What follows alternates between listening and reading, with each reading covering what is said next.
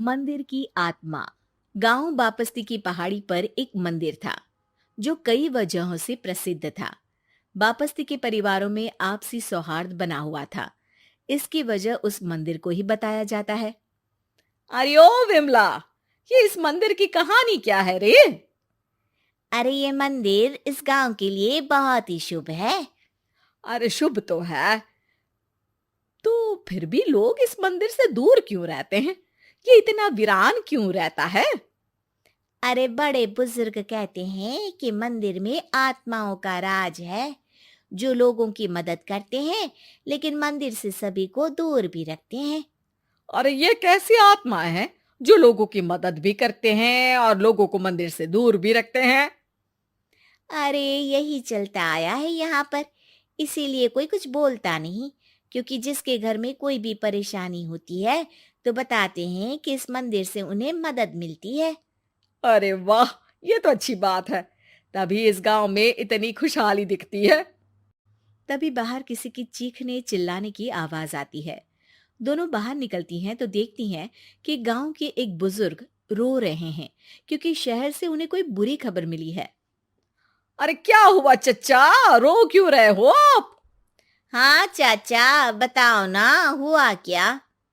अरे क्या बताऊं बेटे, मेरा बेटा शहर गया हुआ था कमाने, लेकिन आज खबर मिली है कि उसका एक्सीडेंट हो गया।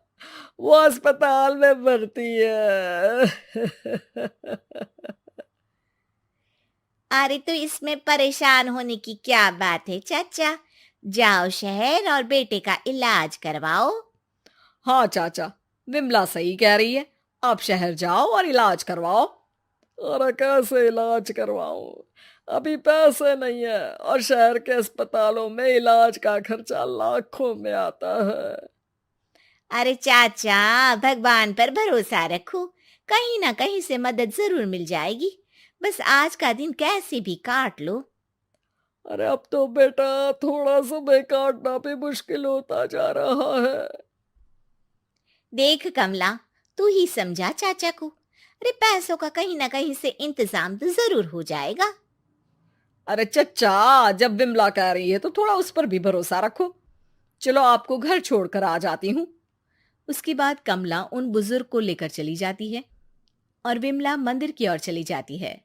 विमला मंदिर की सीढ़ियों पर चढ़ते हुए दूर से नजर आती है। उसके बाद वो आंखों से ओझल हो जाती है। उसी रात उस बुजुर्ग के घर के बाहर एक थैला रखा हुआ मिला।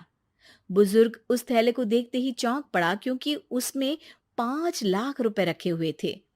वो बुजुर्ग सुबह दौड़ा दौड़ा गांव के दूसरे बुजुर्गों के पास गया। अरे मंगल भाई सुनो, मेरे घर के बाहर ये पैसों से भरा बैग रखा हुआ मिला है। अरे किसका है ये भाई? अरे भैया, मुझे क्या पता। तभी उधर से कमला और विमला निकलती हैं। अरे बेटा सुन तो, देख ये क्या रखा हुआ था मेरे घर के सामने। कमला और विमला हैरानी से देखती हैं। अरे वाह, देख विमला, तूने कहा था ना कोई मदद जरूर करेगा। अरे भगवान सबकी मदद करते हैं। ये पैसों की मदद भी भगवान ने ही भेजी है। और क्या। अब चच्चा सोच क्या रहे हो, शहर जाओ और बेटे का इलाज करवाओ। ठीक है बेटियों, जो तुम कहो। चलो निकलता हूँ शहर बेटे का इलाज करवाने के लिए। अरे विमला, एक बात तो बता, ये इन्हें मिले तो कैसे मिले पैसे? अरे मैं ना कहती थी कि ये मंदिर सबकी मुसीबतों में मदद भेजता है। अरे वाकई बड़ी पुण्य आत्मा है मंदिर में। सो तो है, लेकिन उनके बारे में लोगों को कम ही पता है। अच्छा, और तुम्हें क्या पता है? अ, जितना पता था वो तो बता दिया। ना रे ना, मैं नहीं मानती। तू कुछ तो छिपा रही है। अरे कुछ ना छिपा रही, जो पता था वो बता दिया। मंदिर से लोगों को मदद मिलती है, बस इतना ही पता है। ठीक है बाबा, अब नहीं पूछूंगी। इसके बाद उसी रात कमला चुपचाप अपने कमरे से निकलती है और मंदिर की ओर चल पड़ती है। कमला धीरे धीरे मंदिर के दरवाजे पर पहुंचती है। अंदर से हल्की हल्की रोशनी आ रही थी।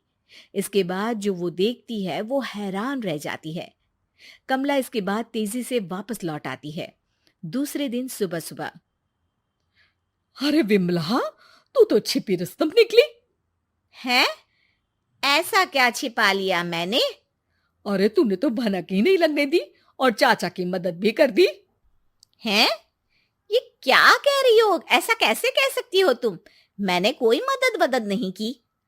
अरे सब पता है मुझे, कल रात मैं गई थी मंदिर। तो क्या देखा? अरे तुम्हारा पति और कुछ लोग वहां दिखे। बोरियों में नोट भरे हुए थे और सभी नोट गिनने में लगे हुए थे। तो तुम्हें क्या लगा? वो क्या कर रहे थे? अरे मैं समझ गई कि वो लोग कहीं से डकैती कर पैसे लेकर यहाँ मंदिर के पीछे छिपाते हैं। अब जब तुम जान ही गई हो तो बता देती हूँ, लेकिन ये बात किसी को पता नहीं लगनी चाहिए। मेरे पति डकैती नहीं डालते हैं, बस उन लोगों से पैसे छीनते हैं जिन्होंने गलत तरीके से पैसे बनाए हैं। और फिर लोगों की मदद करते हैं। यही है वो पुण्य आत्माएं जो लोगों को मदद पहुंचाती है। अब समझी? हाँ, अब समझी उन पुण्य आत्माओं का चक्कर। सही है। करते रहो मदद, लेकिन सावधानी से, मेरी तरह कोई और ना पहुंच जाए।